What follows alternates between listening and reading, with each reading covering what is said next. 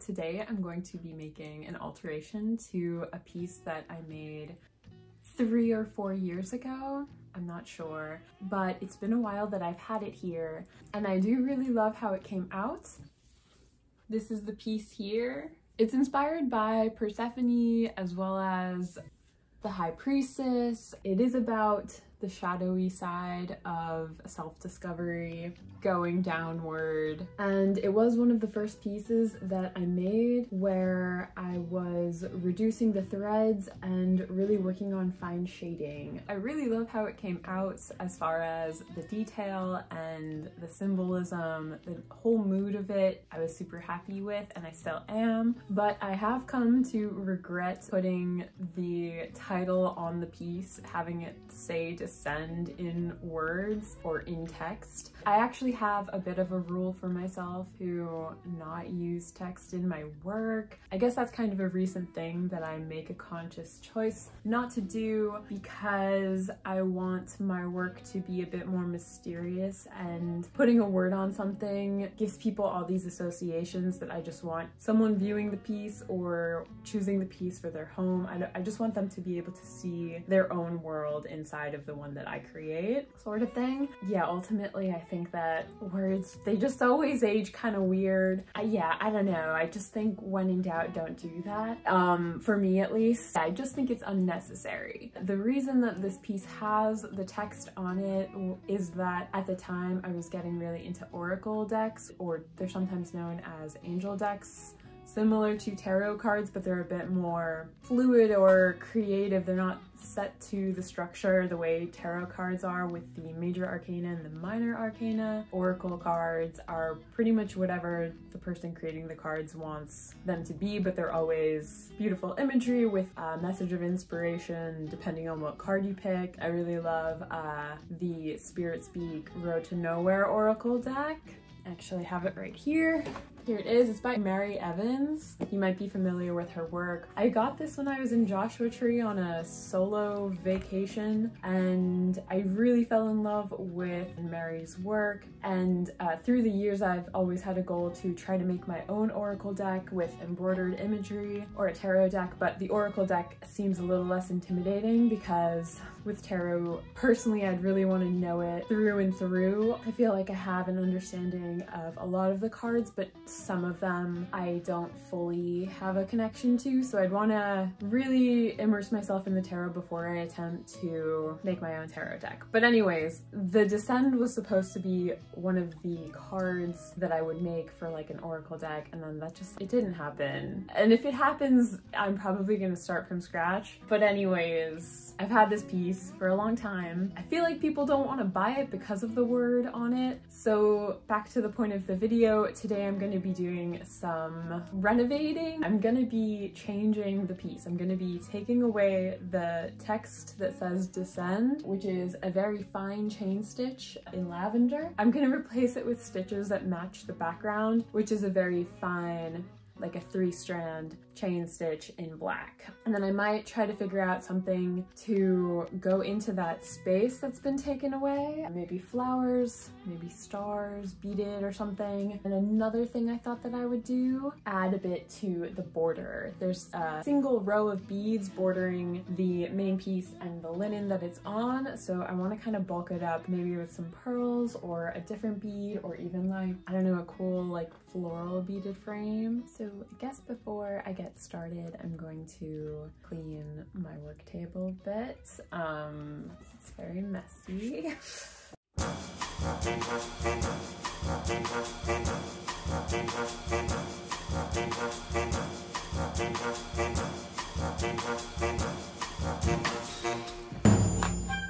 The first thing I'm going to do is remove the lettering. So I'm going to flip it to the back, which also, this might be cool to see. This is the back of the work.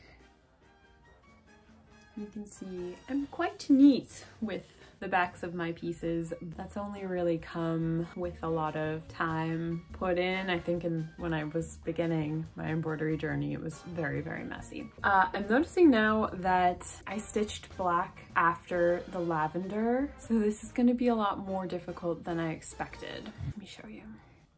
I don't know if you can tell, but I did the black after the lavender, which is why they're kind of entangled into each other. That stinks. And I imagined that I was going to be picking out the threads from this side. I might actually try to just pick them off from the front and be extra careful. Oh my God, so many cat hairs. It's had a lot of time to accumulate dust and cat hair. I'm just gonna get started and try my best to take these off neatly. And I forgot to mention, I'm gonna be using an average seam ripper.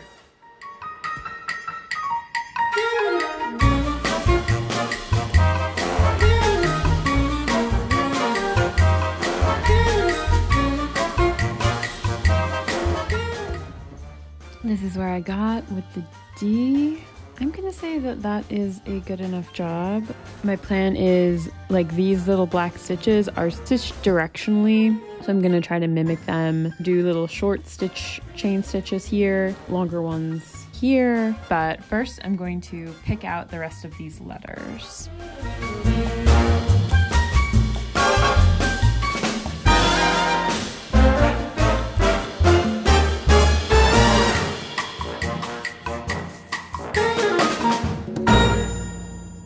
I just finished taking out all of the lavender colored threads.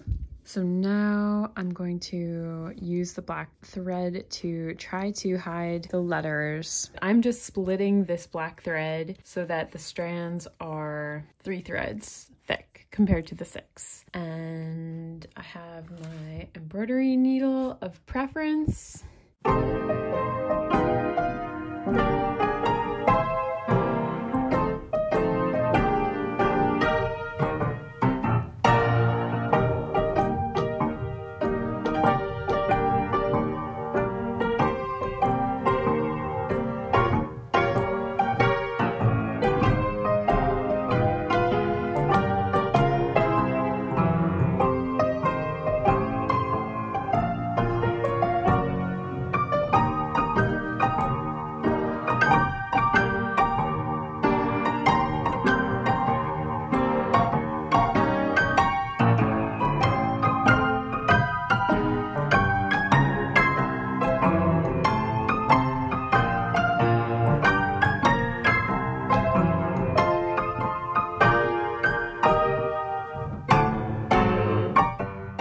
Here's how this came out. You can barely see where the letters were. There's like a slight shadow of the text, but I do think I want to add some stars up here just because the lower part of this work is very detailed and then this feels empty. Yeah, that's a pretty easy thing to do. I just have to figure out what color beads I want to use.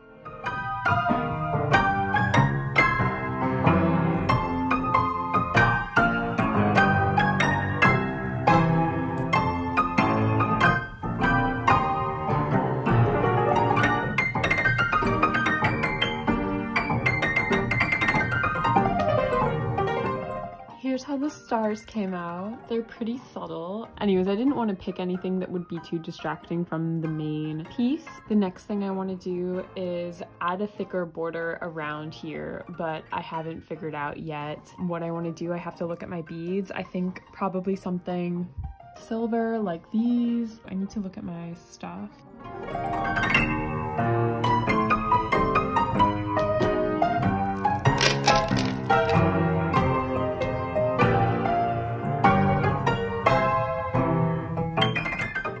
For larger beads like this, I pretty much exclusively will do 2 at a time and then back stitch by 1 so that they're nice and secure.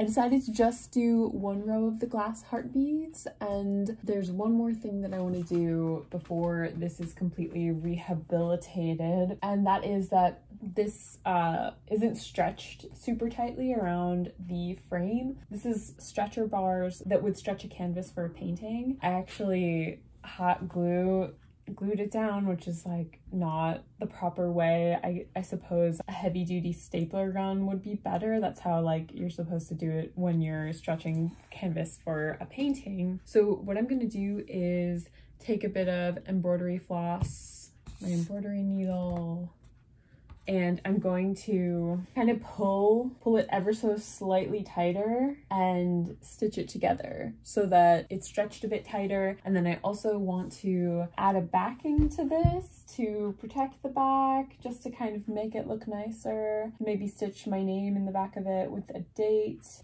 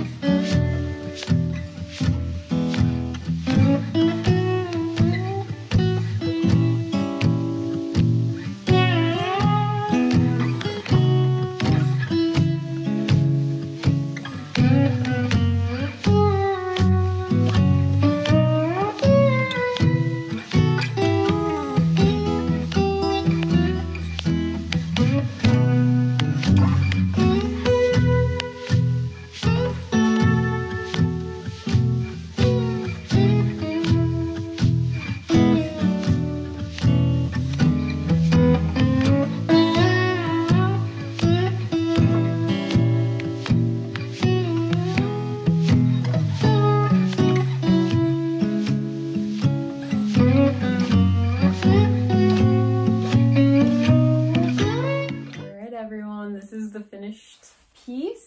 I like that it is a bit more mysterious now that it doesn't have the title emblazoned on it. I like the added frame. It's still very subtle unless you're up close. From afar, kind of hard to tell what's going on with the glass beads, but I like the textural addition that it adds. And then adding the wire to hang it, also really nice. I think in an ideal world it'd be fun to get it framed or know how to do custom framing, but